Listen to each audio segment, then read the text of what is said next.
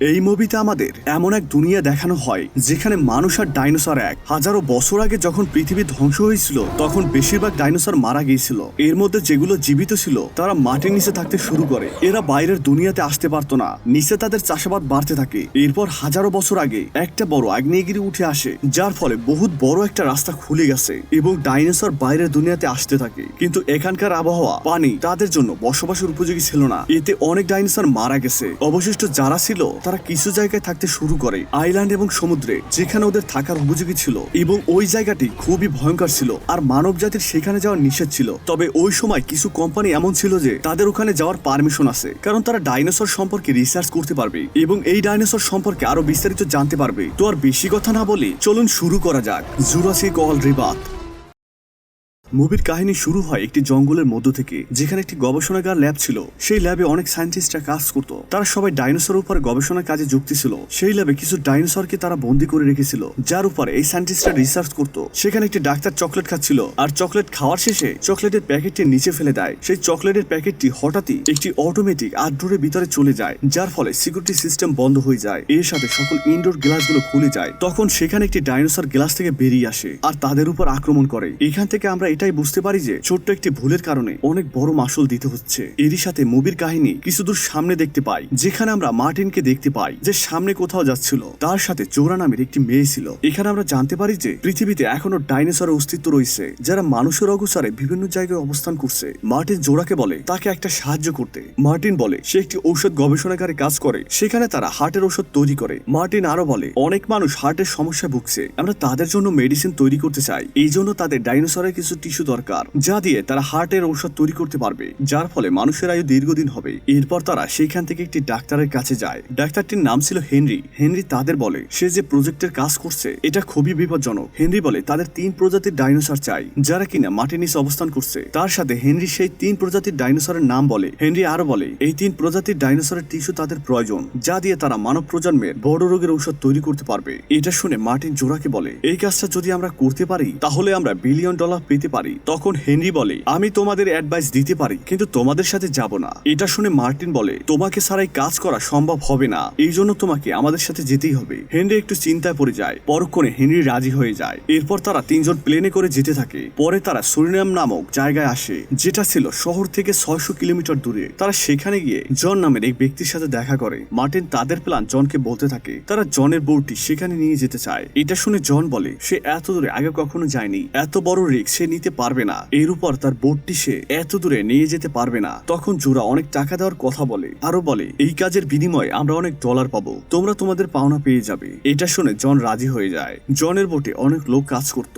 জন তাদেরকেও সাথে নিয়ে যায়। তারা সবাই জানে যে ডাইনোসর কোথায় পাওয়া যেতে পারে। তাদের স্থান থেকে একটু দূরে ইকুয়েটর নামক স্থানে ডাইনোসরদের বসবাস রয়েছে, কারণ সেখানকার আবহাওয়া ডাইনোসরদের বসবাসের জন্য উপযোগী ছিল। সেখানে 1000 বছর আগের আবহাওয়া ছিল। মার্টিনরা সেই ম্যাপ বের করে সবাই আলাপ করতে থাকে। সাথে মার্টিন বলে সেখানে একটি সায়েন্টিস্ট ল্যাব ছিল, কিন্তু একবার তাদের উপর আক্রমণ হয়েছিল, এই জন্য সেই ল্যাবটি বন্ধ হয়ে যায়। হেনরি বলে আমাদের শুধু 3টি স্যাম্পল দরকার, এরপরে আমরা সেখান থেকে চলে আসব। এখানে তাদের হিসাব মতে এই কাজ খুবই সহজ ভেবেছিল। সেই বোটে ববি নামের এক ব্যক্তি কাজ করত। ববি বলে আমরা ডাইনোসরকে প্যারালাইজ করে দিব, আর বলে তার কাছে এমন একটি মেডিসিন আছে যেটা দিয়ে ডাইনোসরদের সহজেই অজ্ঞান করে দিতে পারবে। কিন্তু হেনরি তাকে এই কাজটি করতে নিষেধ করে। হেনরি বলে এখানে তারা তাদের মারতে আসেনি, তারা শুধু স্যাম্পল সংগ্রহ করতে এসেছে। হেনরির কাছে একটা স্পেশাল তীর ছিল, যেটা 10 কিলোমিটার দূরে থেকে ডাইনোসরের গায়ে নিক্ষেপ করা যেত, আর এই তীর লাগার সাথে সাথেই ব্লাড সংগ্রহ হয়ে যেত। আর একটা সময় সেই তীর অটোমেটিক্যালি তার কাছে চলে আসবে। প্রত্যেকটা তীরের সাথে একটি করে প্যারাশুট থাকতো, যার ফলে আঘাত ছাড়াই দূর থেকে ব্লাড সংগ্রহ করা যেত। এদিকে সমুদ্রে তাদের বোট ছাড়া আরো একটি ছোট বোট ছিল, যেটি রমা নামের এক ব্যক্তি চালাচ্ছিল। তার সাথে তার 2 মেয়ে ইজাবিল ও টেরেসাও ছিল,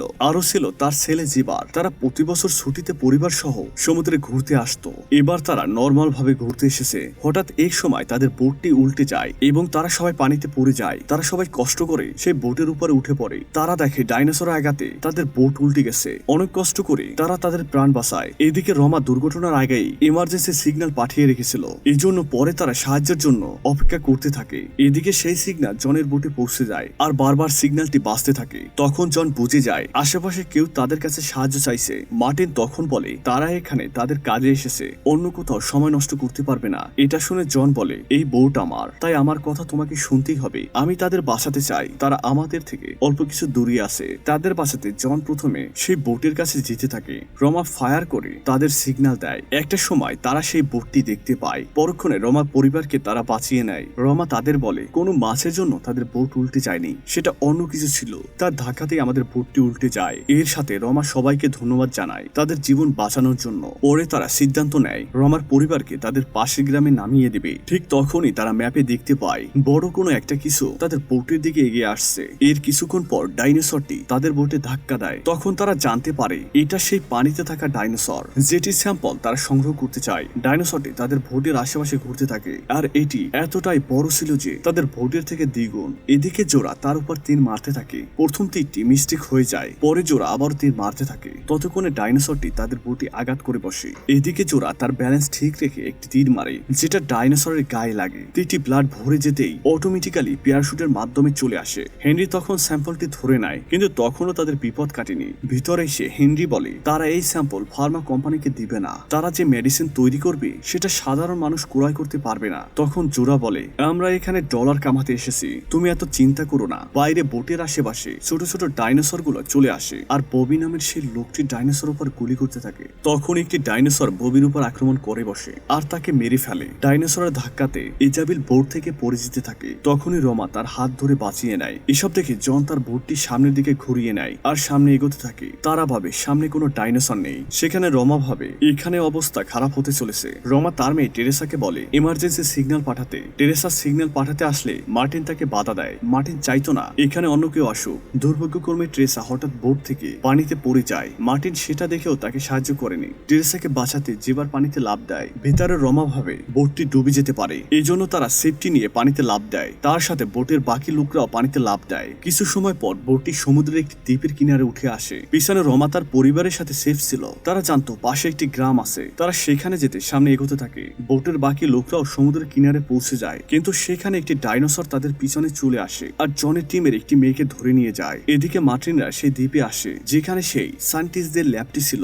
মার্টিন তাদের বলে এখানে প্রথমে অনেক ডাইনোসর তারা ছেড়ে গিয়েছিল, কারণ সেগুলো তাদের কন্ট্রোলের বাইরে ছিল।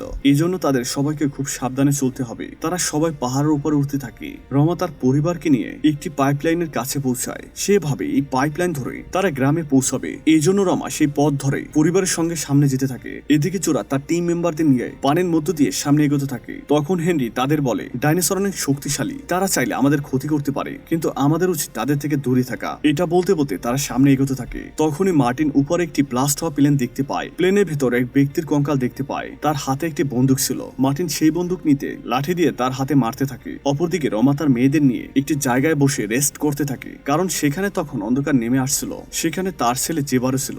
একটু পর জেবার অসুম করতে আসে। তখন তার পিছনে দুটি ডাইনোসর আসতে থাকে। হঠাৎই বড় একটা ডাইনোসর এসে সেই ডাইনোসরকে ধরে নিয়ে যায়। এটা দেখে জেবার খুব ভয় পেয়ে যায় এবং এবারের মতো বেঁচে যায়। পিছনে টেরেসার সামনে একটি ছোট ডাইনোসর আসে। সে তাকে খেতে দেয়। একটা সময় ডাইনোসরটি তার কাছে আসে। সে ডাইনোসরটিকে তার কাছেই রেখে দেয়। অন্যদিকে জোড়া টিম মেম্বাররা বড় একটি মাঠের ভেতরে এসে পৌঁছায়। তারা সেই মাঠে ঘাসের মধ্য দিয়ে সামনে যেতে থাকে। জোড়া সামনে একটি বড় ডাইনোসর দেখতে পায় যেগুলো মাটিতে থাকতো। তারা দেখতে পায় দুইটা ডাইনোসর ঘনিষ্ঠ হচ্ছিল। এটা দেখে তারা খুব খুশি হয়। এর সাথে তারা এই ডাইনোসরের স্যাম্পলও নিতে চায়। এখানে হেনরি ইমোশনাল হয়ে পড়ে। সে তাদের আঘাত করতে চায় না। ওদিকে জোড়া বন্দুক দিয়ে ডাইনোসরকে তীর মেরে দেয়। তীরের মধ্যে ব্লাড ভরে যেতেই তীরটি উঠে আসে আর জন প্যারাশুটটি ধরে নেয় আর সেটা মার্টিনকে দেয়। এখন তাদের কাছে দুটি স্যাম্পল চলে এসেছে। এখন তাদের লাস্ট একটা স্যাম্পল নিতে হবে। এরপর তারা আবারও সামনে যেতে থাকে। অপরদিকে রমা তার ছেলে মেয়েকে নিয়ে সামনে এগোতে থাকে। তারা খুশি ছিল, কিন্তু সামনে যেতেই দুর্ভাগ্যক্রমে রমা পা ফসকে নিচে পড়ে যায় এবং তারা সবাই সেখানে পড়ে যায়। এক সময় তারা নদীর কাছে চলে আসে আর সামনে একটি বোট দেখতে পায়। তখন রমা বলে তার পায়ে আঘাত লেগেছে,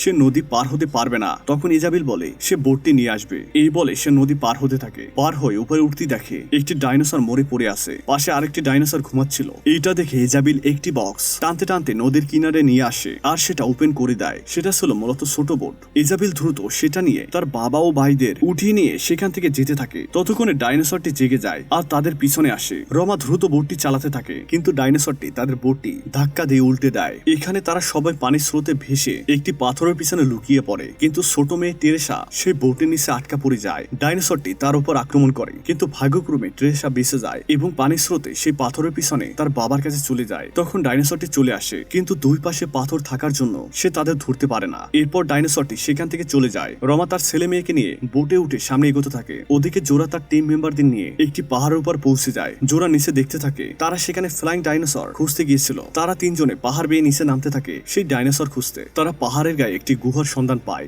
একটু পরে তারা সবাই সেই গুহার ভিতরে প্রবেশ করে আর সেখানে ডাইনোসরের ডিম দেখতে পায়। তারা ভাবে এই ডিম থেকেও স্যাম্পল নিতে পারবে, এই জন্য হেনরি স্যাম্পল নিতে থাকে। বাইরে ততক্ষণে একটি ফ্লাইং ডাইনোসর চলে আসে। ভিতরে জোরা ও হেনরি আটকা পড়ে যায় আর ডাইনোসর তাদের উপর আক্রমণ করতে থাকে। বাইরে তাদের এক টিম মেম্বার ঝুলেছিল। তখন সেই ডাইনোসরটি তার পিছে পড়ে যায়। জন উপর থেকে তার লোককে বাঁচানোর চেষ্টা করতে থাকে, কিন্তু শেষ পর্যন্ত ডাইনোসরটি তাকে মেরে ফেলে। এটা দেখে মার্টিন ও জন তাদের প্রাণ বাঁচতে সেখান থেকে চলে যায় আর এক গুহার ভিতরে প্রবেশ করে। হঠাৎ হেনরির কাছ থেকে সেই স্যাম্পলটি নিচে পড়ে যায়। সাথে হেনরি সেটা ধরতে গেলে হেনরি পাথর ভেঙে নিচে পড়ে যায়। কপাল ভালো থাকে হেনরি বেঁচে যায়, সাথে সেই স্যাম্পলটিও পেয়ে যায়। এখানে তারা তিনটি স্যাম্পলই পেয়ে যায়। পরে মার্টিনরা সেই নদীর কিনারে চলে আসে। ওদিকে রমাও তার ছেলে মেয়ে সেই পুরনো ল্যাবের কাছে চলে আসে। এটা সেই জায়গা ছিল যেখানে অনেক বছর আগে ডাইনোসর আক্রমণ করছিল। মার্টিনরাও সেখানে চলে আসে। তারা ভাবতে থাকে এখানে তারা অবশ্যই সাহায্য পাবে, কিন্তু মার্টিন বলে তাদের একটি ভালো জায়গায় যেতে হবে যেখানে হেলিকপ্টার ল্যান্ড করবে। জোরা হঠাৎ একটি পায়ের নিশানা দেখতে পায়। সেই সময় জোরা সবাইকে বলে তারা যাদের উদ্ধার করছিল তারা হয়তো এখানে আছে। এরপর তারা খুঁজতে থাকে।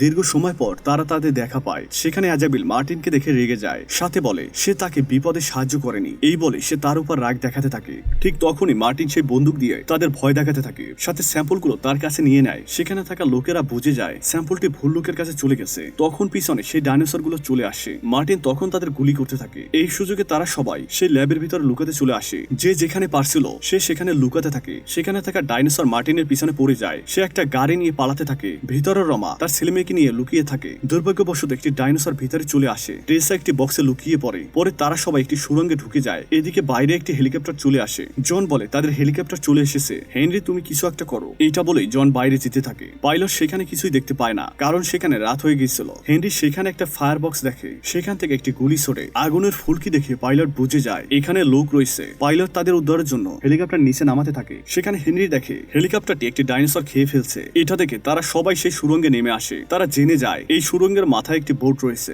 এই জন্য তারা সবাই সামনে যেতে থাকে। বাইরে মার্টিন তার গাড়ি নিয়ে যেতে থাকে। পিছনে ভেতরে থাকা সবাই সুড়ঙ্গের সামনে এগোতে থাকে। একটা সময় তারা সেই সুড়ঙ্গের মুখে চলে আসে। সেখানে একটা গেট ছিল যেটা ছিল অনেক ছোট, এই জন্য তারা বের হতে পারছিল না। তখন টেরেসা সেখান থেকে বেরিয়ে সেই লক খুলে দেয়। অতঃপর সেখানে লক খুলতেই একটি ডাইনোসর চলে আসে। ঠিক সেই সময় মার্টিনও তার গাড়ি নিয়ে সেখানে পৌঁছে যায়। এখানে ডাইনোসরটি প্রথমে মার্টিনকে আক্রমণ করে, তাকে গিলে ফেলে। ভাগ্যক্রমে তার কাছে থাকা স্যাম্পল গুলো নিচে পড়ে যায়। জোরা স্যাম্পলটি তার কাছে নিয়ে নেয়। পরক্ষণে ডাইনোসরটি সবার উপর হামলা করতে আসে। জন তাদের বলে আমি ডাইনোসরের মনোযোগ বিচ্ছিন্ন করছি, তোমরা পালাও। এই বলে জন আলোক রোশনি সেখানে জ্বালিয়ে দেয়। আর এই সুযোগে তারা সবাই পালিয়ে যায়। কিন্তু যারার মন খারাপ হয়ে যায়, কারণ তারা সবাই জনকে রেখে চলে এসেছে। তার একটু পরে একটা আলোক রোশনি দেখতে পায়। এটা থেকে জোরা বুঝতে পারে জন এখনো বেঁচে আছে। পরে তারা জনকে পানি থেকে উদ্ধার করে এবং তাদের সাথে নিয়ে যায়। আর এভাবেই সবাই প্রাণে বেঁচে যায়। এরই সাথে জুরাসিক ওয়ার্ল্ড রিবার্থ মুভিটি শেষ হয়ে যায়। তো বন্ধুরা, মুভিটি আপনার কাছে কেমন লেগেছে? যদি ভালো লেগে থাকে তাহলে অবশ্যই কমেন্ট করে জানাবে। আর তুমি যদি আমাদের চ্যানেলে নতুন হয়ে থাকো তাহলে অবশ্যই আমাদের মুভিস্টি চ্যানেলটি